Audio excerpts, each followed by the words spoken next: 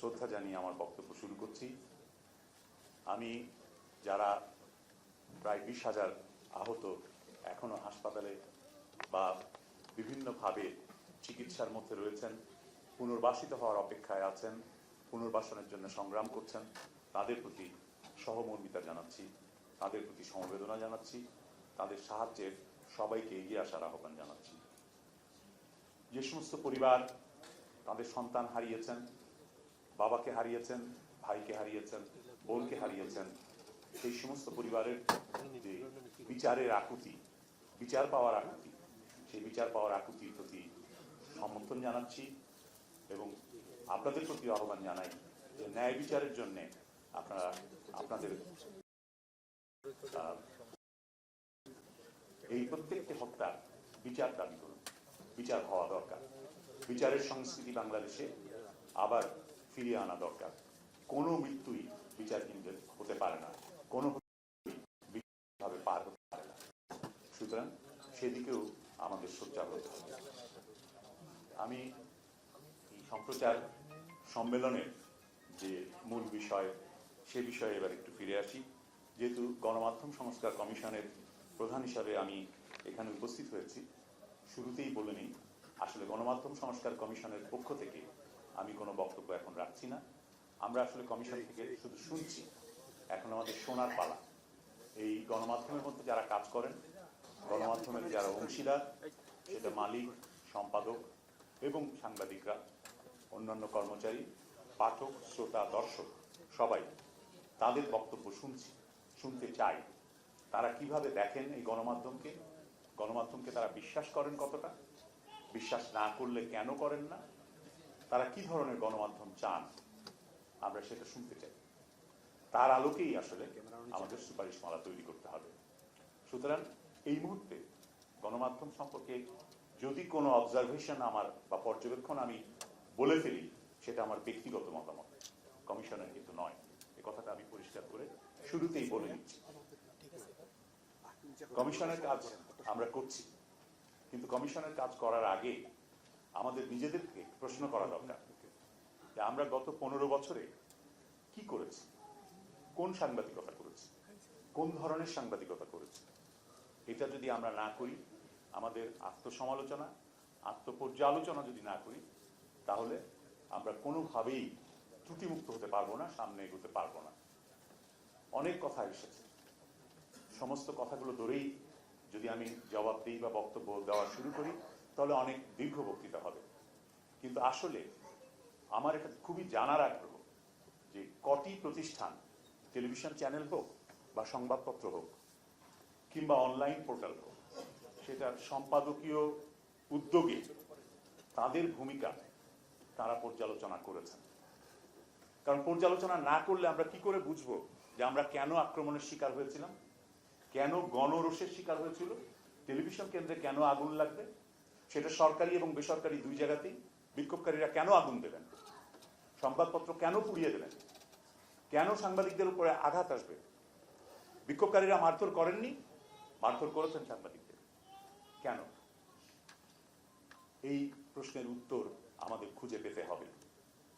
আমাদের ভূমিকা ত্রুটিপূর্ণ ছিল, আমরা ভুল করেছি। এই ভুলের উৎস কোথায়? এই ভুলের উৎস সরকার, এই ভুলের উৎস রাজনৈতিক নেতৃত্ব, এই ভুলের উৎস মালিক পক্ষ, আর এই ভুলের উৎস আমরা নিজেরাও। আমরা অনেকেই অতি উৎসাহী হয়ে দলীয় সাংবাদিকতা করেছি, সাংবাদিকতা করি নাই। দলের পক্ষে যা যায়, দলের জন্য যা প্রয়োজন, দলের স্বার্থে যা করা দরকার, সেটা করেছি, আমরা সাংবাদিকতা করি নাই অনেকেই। আবার অনেকে এমনটাও করেছি যে আমার ব্যক্তিগত লাভ হয় যাতে, আমি সেরকম সাংবাদিকতা করেছি। এবং সেরকম সাংবাদিকতা করে কি লাভ হয়েছে? আমি একটি টেলিভিশন চ্যানেলের লাইসেন্স পেয়েছি, তারপর একজন ব্যবসায়ী, শিল্পোদ্যোক্তা তার কাছে যেয়ে বা একাধিক শিল্পোদ্যোক্তার কাছে যেয়ে তাদের টাকা পয়সা নিয়ে একটা টেলিভিশন চ্যানেল চালু করার চেষ্টা করেছি, অনেকেই করেছে। এটি কি? এটা হলো সুবিধাবাদীর সাংবাদিকতা। আবার অনেকে করেছে ভয় ভীতির কারণে, বাধ্য হয়ে করেছে। এই যে আপোষকামিতা, এই আপোষকামিতার একটা মূল্য আমাদেরকে দিতে হচ্ছে। এখনো বলা হলো, শুরুতেই আমরা শুনলাম যে বাংলাদেশ সাংবাদিকতার ঝুঁকিপূর্ণ সাংবাদিকতার তালিকায় এখনো নিচে। এই এখনো নিচে এটা কিন্তু এই সরকারের, তত্ত্বাবধায়ক সরকার বা অন্তর্বর্তী সরকারের দায় না, এটা কিন্তু ধারাবাহিক যে পুরনো ধারাবাহিকতা রয়েছে, যে উত্তরাধিকার রয়েছে, গত বছরের যে হিসাব, সেই হিসাবের পটভূমিতেই কিন্তু আমাদের অবস্থান বিশ্বে এখনো তলানিতে। কিন্তু এখন তো আপনারা স্বাধীনভাবে লিখতে পাচ্ছেন, আমরা স্বাধীনভাবে কথা বলতে পারছি। এখন অনেক কাহিনী প্রকাশিত হচ্ছে পত্রপত্রিকায়, যেসব কাহিনী আগে বলা যেত না, কারণ বলার একটা কনসিকুয়েন্স আছে বলে, এবং সেই কনসিকুয়েন্স ভয়াবহ, পরিণতিটা ভয়াবহ বলে একটা আশঙ্কা ছিল, একটা ভয়ের পরিবেশ ছিল। সেই ভয়ের পরিবেশের কারণে অনেক কথা বলা যায়নি, সেই কথাগুলো এখন বলা যাচ্ছে। কিন্তু তারপরেও অনেকের মধ্যে কিন্তু সেই অভ্যাসটা রয়ে গেছে, স্বনিয়ন্ত্রণের অভ্যাস, সেলফ সেন্সরশিপ থেকে আমরা এখনো বেরোতে পারিনি। আমাদেরকে বেরোতে হবে, আমাদেরকে সাহস করে কথাটা বলতে হবে। এই যে মাত্র কদিন আগে দক্ষিণ কোরিয়ায় একটা সামরিক অভ্যুত্থানের সামরিক আইন জারি করে প্রেসিডেন্ট সে দেশে তার ক্ষমতা করায়ত্ত করতে চেয়েছিলেন, সংসদকে ভেঙে দিতে চেয়েছিলেন। সেই রাত্রের পত্রিকাগুলো, এটা গভীর রাতের ঘটনা, পরদিন সকালবেলার পত্রিকাগুলো, প্রত্যেকটা পত্রিকা, প্রত্যেকটা সংবাদ মাধ্যম একেবারে অভিন্ন সুরে প্রেসিডেন্টের সেই ক্ষমতার অপব্যবহারের নিন্দা করেছে। এমনকি তার দলকে সমর্থন করে যে পত্রিকা, সেই পত্রিকাও নিন্দা করেছে। এটা হলো সংবাদ মাধ্যমের মত প্রকাশের স্বাধীনতার পক্ষে দাঁড়ানো, সত্যের পক্ষে দাঁড়ানো, ন্যায়ের পক্ষে দাঁড়ানোর যে ভূমিকা, সেই ভূমিকা নেওয়া। আমরা কেন পারি না? 90 সালে আমরাই কতদিন পত্রিকা বন্ধ রেখেছিলাম? সাংবাদিকরা, মালিকরা, সম্পাদকরা সবাই মিলে সমস্ত পত্রিকা বন্ধ রাখা হয়েছিল। তো এবারে কেন পারা যায়? আমরা দেখলাম যেদিন 3রা অগাস্ট সারা দেশে প্রায় 100 ছাত্রের প্রাণহানি হয়েছে, মৃত্যু হয়েছে, সেদিন পরের দিনের পত্রিকা, 4 তারিখের পত্রিকাতেও সংবাদের শিরোনাম, জামাত নিষিদ্ধ হয়েছে এবং তারা নাকি ষড়যন্ত্র করছে। হতে পারে তারা ষড়যন্ত্র করছে, কিন্তু সেটাই কি প্রধান শিরোনাম হবে সেদিন? আমরা কোন স্বার্থ, কার স্বার্থে সাংবাদিকতা করেছি? সরকারকে খুশি করার জন্য সাংবাদিকতা করেছি। কারণ জামাতের বিরুদ্ধে তখন ওই খবরটা যদি হয়, ষড়যন্ত্রের খবরটা যদি হয়, তাহলে সরকার খুশি থাকবে। বিএনপির বিরুদ্ধে যদি ষড়যন্ত্রের খবর ছাপা যায় বড় করে, তাহলে সরকার খুশি থাকবে। এই খুশি রাখার যে সাংবাদিকতা, তোষণ করার যে সাংবাদিকতা, সেই তোষণমূলক সাংবাদিকতার যে ক্ষতি, সেই ক্ষতির শিকার হচ্ছে আমরা, আক্রমণের শিকার হয়েছি। আমরা বিরোধী দলের কণ্ঠ যেগুলো আসা দরকার ছিল, যারা সমালোচনা করছিলেন সরকারের বিভিন্ন নীতির বিরুদ্ধে দাঁড়িয়েছিলেন, তাদেরকে সংবাদ মাধ্যমে হেনস্থা করে, সাংবাদিকতা করিনি কিন্তু হেনস্থা করেছে। সেই হেনস্থা করা কি সাংবাদিকের কাজ? আপনি ক্ষমতাধরকে জবাবদিহি করতে বাধ্য করবেন, সংবাদ মাধ্যমের কাজ এটা। অ্যাকাউন্টেবল করা, পাওয়ার কি, যিনি ক্ষমতায় আছেন তাকে অ্যাকাউন্টেবল করা। যিনি বিরোধী দলে আছেন তাকে আপনি অ্যাকাউন্টেবল করতে পারেন যদি সে তার ক্ষমতার অপব্যবহার করে, যদি সে তার পজিশনের অপব্যবহার করে, কিন্তু তাছাড়া তাকে আপনি হেনস্থা করতে পারেন না। সে সত্য কথা বলবে, সে সমালোচনা করবে, সেই সমালোচনার জন্য আপনি হেনস্থা করবেন, এটা সাংবাদিকতা নয়। ওই তোষণবাদিতা এটাকে বলতে পারেন। সেই তোষণবাদিতা আমরা অনেক করেছি। আমাদের অনেকে বলেছেন যে এখানে আলোচনার মধ্যে এসছে যে সম্প্রচার নীতি নেই, সংবাদপত্রের নীতি নেই। কথাটা ঠিক না, আছে, কিন্তু সরকার নিজেই সেটা মানেনি। সম্প্রচার নীতি আছে, সম্প্রচার নীতিতে বলা আছে যে বহুত্বের ব্যবস্থা থাকতে হবে, বহুত্ব মানে প্লুরালিটি থাকতে হবে সংবাদ মাধ্যমের মধ্যে, যাতে কারো একতরফা বা একতরফা ভাষণ যায়, এক পক্ষের বক্তব্য শুধু প্রচারিত না হয়।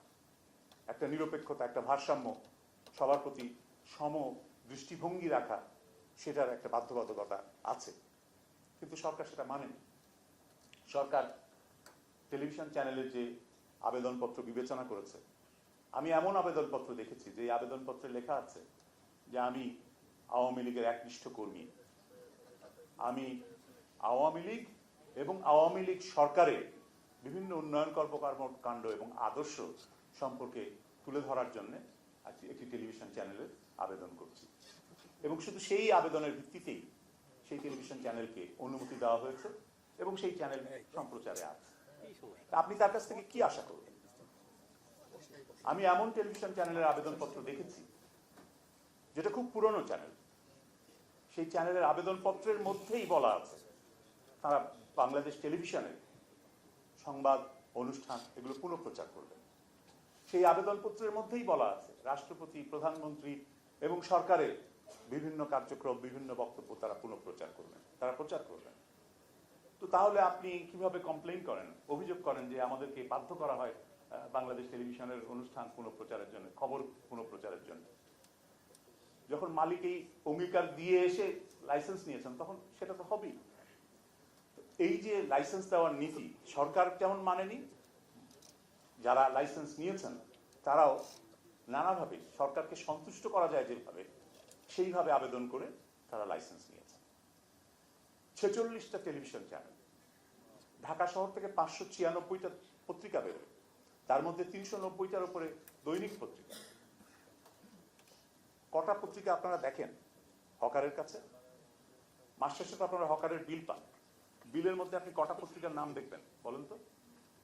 12টা থেকে 20টার বেশি পাবেন না, কখনোই না।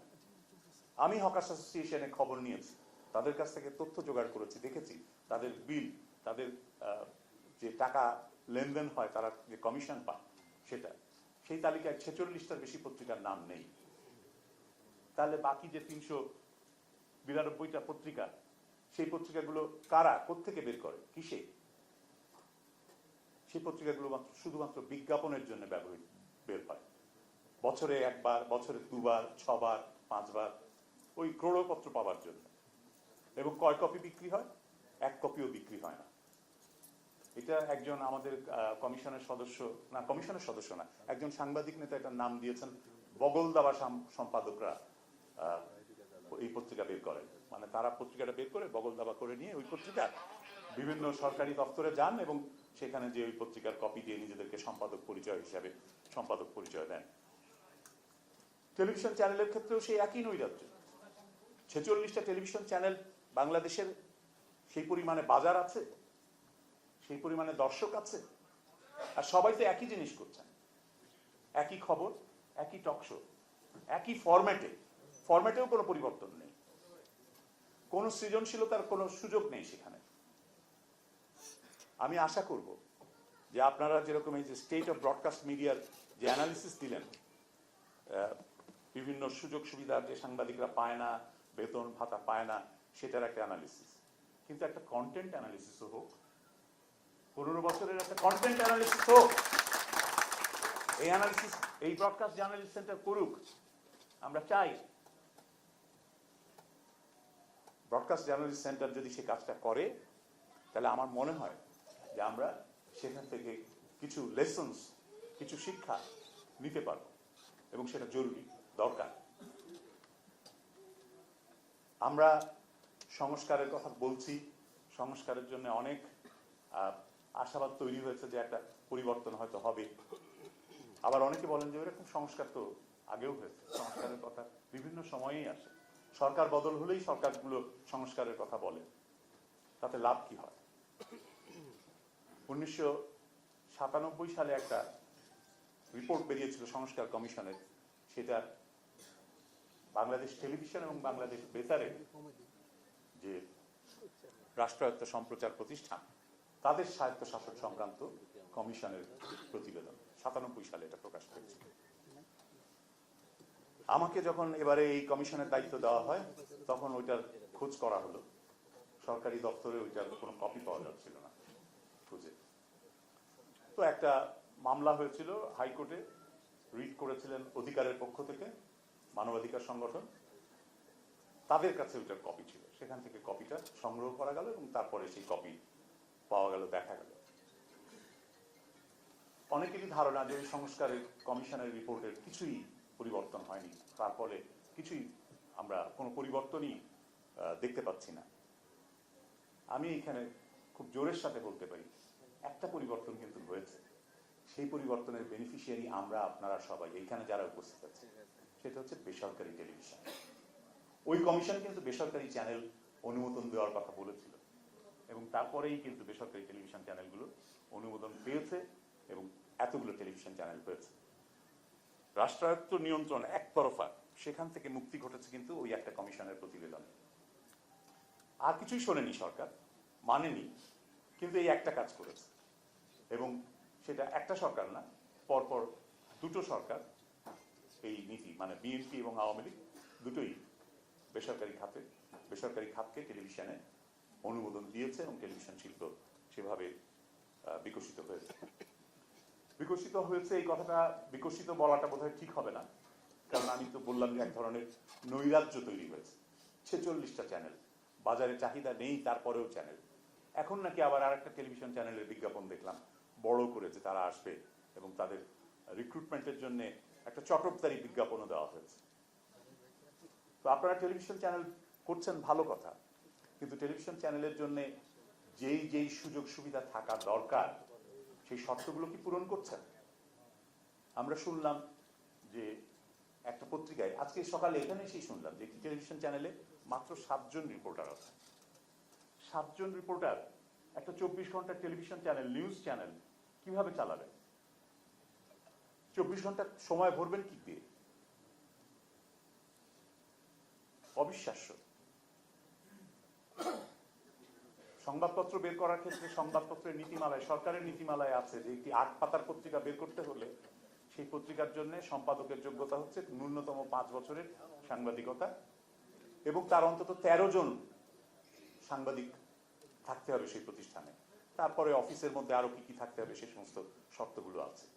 টেলিভিশনের ক্ষেত্রে এরকম কিছু নেই, সেরকম কিছু দেখার প্রয়োজন নেই। আপনি 7 জন সাংবাদিক দিয়ে একটা টেলিভিশন চ্যানেলের অনুমোদন দিয়ে দিলেন, যেটা যে চ্যানেল নিউজ এবং অনুষ্ঠান করবে। তো সেই অনুষ্ঠান তো সেরকমই হবে, যা সরকারের তরফ থেকে চাওয়া হবে, সরকারের সাহায্যের উপরে যদি আপনি নির্ভরশীল হয়ে থাকেন তাহলে সেভাবেই হবে। আমাদের এই দিকগুলো বিবেচনায় নিতে হবে। সম্প্রচার সাংবাদিকদের জন্য আলাদা বেতন কাঠামো সেটা নেই। সংবাদপত্রের জন্য একটা ওয়েজ বোর্ড ছিল।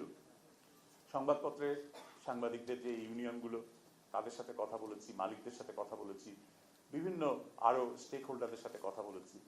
সবাই খুবই ক্ষুব্ধ যে ওয়েজ বোর্ড আসলে কার্যকর হয় না। নবম ওয়েজ বোর্ড ছিল, সেই নবম ওয়েজ বোর্ডের বিরুদ্ধেও মামলা হয়েছে, কিন্তু এখনো এমন কাগজ আছে যেই কাগজে 4th ওয়েজ বোর্ডে বেতন হয়, মানে তার আগের আরো 5টা ওয়েজ বোর্ড তারা বাস্তবায়ন করেন। ওয়েজ বোর্ড একেবারেই ইনএফেক্টিভ হয়ে গেছে, কিন্তু তারপরেও দেখা যাচ্ছে যে এই ওয়েজ বোর্ডের সার্টিফিকেট নিয়ে তারা পত্রিকাগুলো উচ্চ রেটে, মানে উচ্চ মূল্যে বিজ্ঞাপন পাচ্ছে সরকারের কাছ থেকে এবং সেখান থেকে তাদের যে মুনাফা হচ্ছে সেই মুনাফায় তারা চলছে।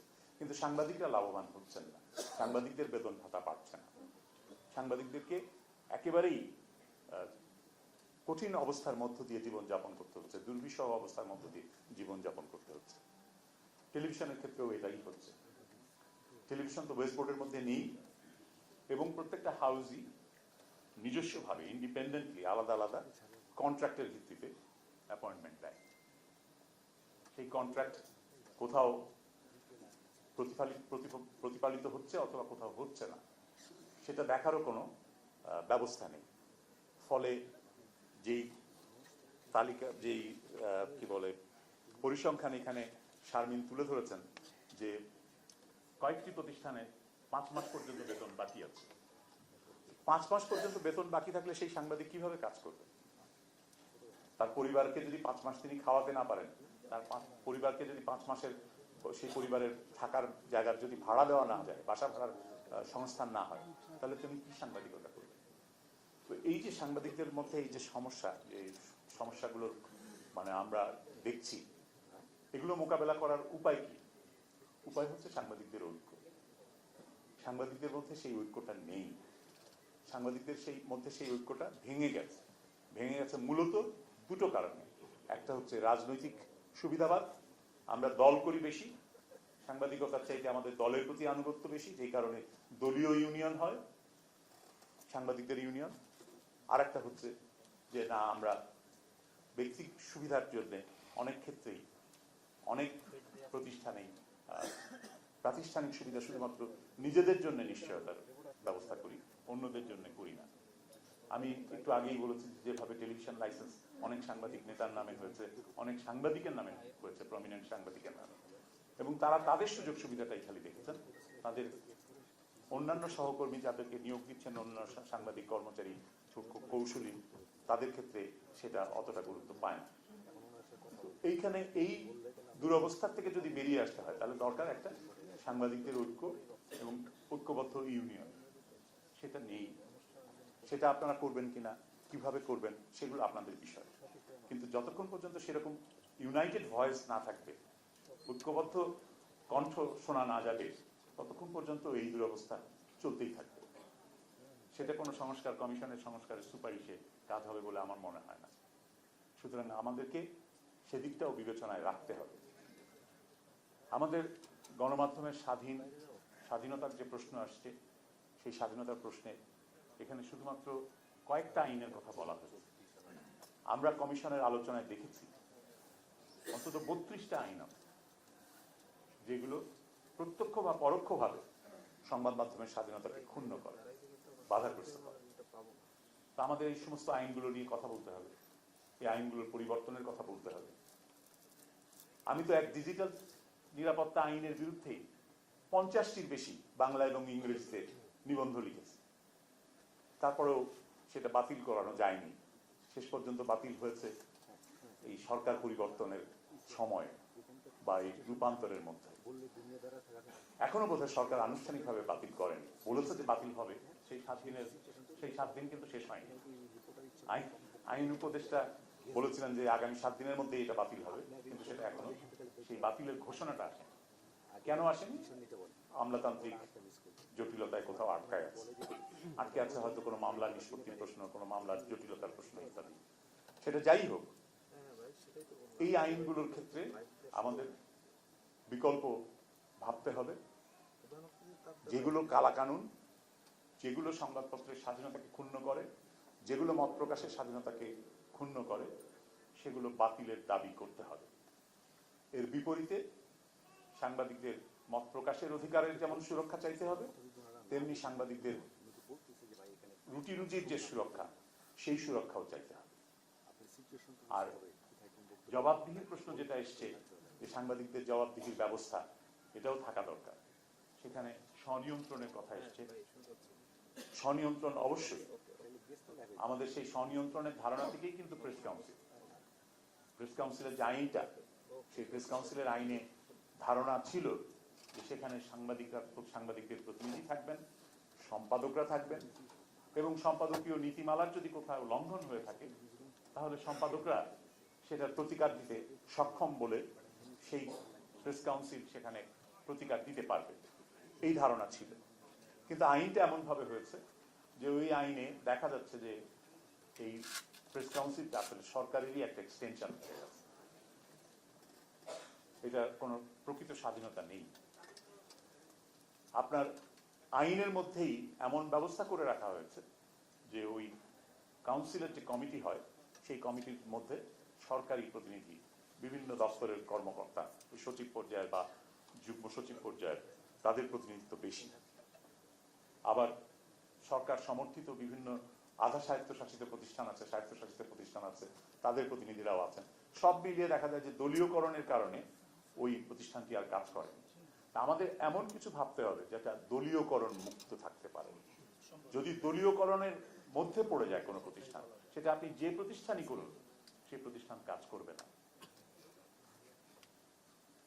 আমাদের এমআরডিএ মুকুল ভাই বলেছেন যে অম্বুডসম্যান, হ্যাঁ, একটা ভালো পদ্ধতি হতে পারে অম্বুডসম্যান, কিন্তু সেই অম্বুডসম্যান কে নিয়োগ করবেন, কিভাবে নিয়োগ হবে? সে যদি আবার দলীয় হয় তাহলে তো কোনো লাভ হবে না। সে দলের পক্ষই নেবে, নিরপেক্ষভাবে কাজটা করবে না। সুতরাং আমাদেরকে স্বনিয়ন্ত্রণের কথাও ভাবতে হবে। স্বনিয়ন্ত্রণের মডেল অনেক দেশে অনেক রকম আছে। আমাদের প্রেস কাউন্সিলটা শুধুমাত্র সংবাদপত্রের জন্য, টেলিভিশনের জন্য নয়। টেলিভিশনের জন্যও তো একটা স্বনিয়ন্ত্রণ প্রতিষ্ঠান দরকার। টেলিভিশনের নিয়ন্ত্রণের জন্য যে অফকমের কথা বলা হলো, যে যুক্তরাজ্যের অফকম কিংবা যুক্তরাষ্ট্রের এফসিসি এবং অফকম যে কাজটা করে, ঠিক একই মডেলের চিন্তা করে বাংলাদেশে কিন্তু যেটা আপনার BTRC, Bangladesh telecom regulatory commission, BTRC করা হয়েছিল। কিন্তু সেই বিটিআরসি কাজ করেনি। বিটিআরসিও সরকারি প্রতিষ্ঠানে পরিণত হয়েছে। সব দেশেই ওই এফসিসি বলুন, অফকম বলুন, তাদের কিন্তু এক ধরনের নিয়ন্ত্রণ ক্ষমতা থাকে হলো আপনার প্রচার তরঙ্গের বিষয়ে, ফ্রিকোয়েন্সি, কমিউনিকেশনের যে মূল প্রযুক্তিগত বিষয়, প্রকৌশলগত বিষয়, সেই ফ্রিকোয়েন্সির উপরে সরকারের একটা নিয়ন্ত্রণ থাকে, কারণ সেটা একটা আলাদা নিরাপত্তাগত ইস্যু রয়েছে। কিন্তু সংবাদপত্র বা সংবাদ মাধ্যম হিসাবে যখন, সংবাদ প্রতিষ্ঠান হিসাবে যখন টেলিভিশন কিংবা রেডিওর প্রশ্ন আসে, তখন অফকমের যে ভূমিকা, সেই ভূমিকাটা কিন্তু ওই নিয়ন্ত্রকের ভূমিকা না। তখন তার ভূমিকাটা হচ্ছে অনেকটাই আমাদের প্রেস কাউন্সিলের যে আদল, সেই প্রেস কাউন্সিলের আদলেই কাজ করতে হয়। সেখানেও আমাদের ভাবা দরকার যে আমাদের এখানে যে প্রতিষ্ঠানটা আছে, সেই প্রতিষ্ঠানটাকে কিভাবে সংস্কার করা যায়, পরিবর্তন করা যায়, অথবা বদলে ফেলে নতুন আর কিছু করা যায় কিনা। এই সমস্ত বিষয়গুলো নিয়ে আমাদের অনেক আলাপ আলোচনার প্রয়োজন আছে। আমাদের কমিশনের সামনে কাজ অনেক। একটা হচ্ছে সংবাদপত্র, একটা হচ্ছে বেসরকারি টেলিভিশন, একটা হচ্ছে বেসরকারি রেডিও। আমরা রেডিওর কথা কিন্তু আমি আলাপ করি নাই। এফএম রেডিও আছে, কমিউনিটি রেডিও আছে, সুতরাং এটা ভুলে গেলে চলবে না। আর একটা হচ্ছে অনলাইনের পোর্টাল। এখন সবাই অনলাইন করে, সেটা আপনি টেলিভিশন থাকলেও অনলাইন করছেন, পত্রিকা থাকলেও অনলাইন হচ্ছে। অনলাইন বলে যে অনলাইন পোর্টালগুলো ছিল, সেগুলোও তো আছেই। সুতরাং অনলাইনের যে বাস্তবতা, সেটাও আর একটা ক্ষেত্র। আর রাষ্ট্রায়ত্ত বেতার টিভি, বাংলাদেশ সংবাদ সংস্থা, এই প্রতিষ্ঠানগুলোর স্বায়ত্তশাসনের কি হবে, অথবা সেখানে সাংবাদিকতা, স্বাধীন সাংবাদিকতা হবে কি না, এসব প্রশ্ন নিয়ে আমাদের আলোচনা করতে হবে। এবং সে কারণেই আমরা এখন সারা দেশেই মানুষের মতামত নিচ্ছি, বিভিন্নভাবে নিচ্ছি। আমি বলেছি স্টেক হোল্ডারদের কথা, অংশীজনদের কথা।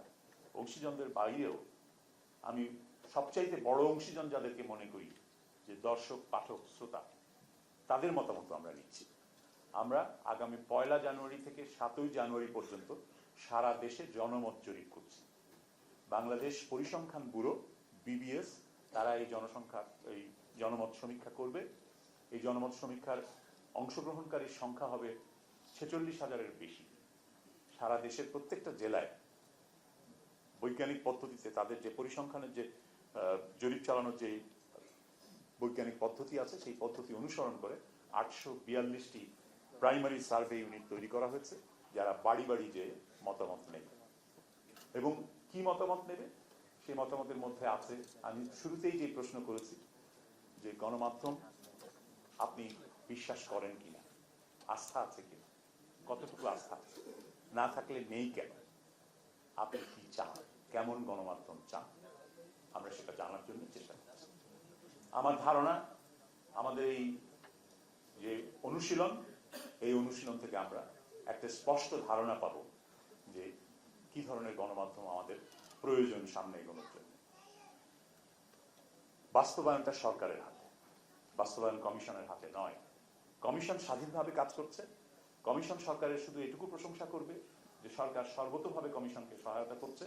আমরা যা কাগজপত্র চাইছি, নথিপত্র চাইছি, রেকর্ডস চাইছি, সবই পাচ্ছি। আমরা এমন তথ্য পেয়েছি, সরকারিভাবেই পেয়েছি, যে এখন যে এই যে টিআরপির যে সিস্টেম, এটা যে একটা হাস্যকর বিষয়ে পরিণত হয়েছে, অবিশ্বাস্য মিথ্যাচার এটার মধ্যে রয়েছে, এটা আমরা সরকারি পরিসংখ্যান থেকেই জানি, সরকারি তথ্য থেকেই জানি, কাগজপত্র থেকেই জানি। তো এগুলো সবকিছুই আমাদের আলোচনার মধ্যে আছে, বিবেচনার মধ্যে আছে। সংস্কারের এই কাজটা খুব বড় কাজ হবে। আমরা কতটা বাস্তবায়ন হবে সেটা আমরা বলতে পারবো না, কিন্তু সেই বাস্তবায়নের জন্য আপনাদেরকেই জনমত তৈরি করতে হবে, আপনাদেরকেই চাপটা প্রয়োগ করতে হবে, বলতে হবে সরকারকে। অন্তর্বর্তী সরকার আশু করণীয় হিসাবে কিছু করুক, আর রাজনৈতিক সরকার দীর্ঘ সময়ের জন্য দীর্ঘমেয়াদী সংস্কারগুলো করুক, সেটা আমরা প্রত্যাশা করব। আমাদের ধারণা যে রাজনৈতিক দলগুলোরও মতামত আমরা গ্রহণ করছি, সুতরাং তারা লিখিতভাবে যে মতামত দেবে আমাদের কাছে সেটা রেকর্ড থাকবে, আমরা ভবিষ্যতে সেই রেকর্ড অনুযায়ী তাদেরকে অ্যাকাউন্টেবল করতে পারব। তো আমাদের আশা যে আমরা সত্যি সত্যি গণমাধ্যমের চেহারাটা বদলে দেওয়ার জন্য সঠিক কিছু বা একটা ইতিবাচক কিছু করতে পারবো। বাকিটা রাজনৈতিক নেতৃত্বের হাতে, তারা করবেন কি করবেন না তার উপরে নির্ভর করবে। তবে সবকিছুর পেছনে যেটা বড় কথা সেটা হলো যে একটা ঐক্য দরকার। এই মাধ্যমে এই সাংবাদিকদের মধ্যে ঐক্য দরকার। ঐক্য না হলে আপনারা কিছুই অর্জন করতে পারবেন। সবাইকে ধন্যবাদ।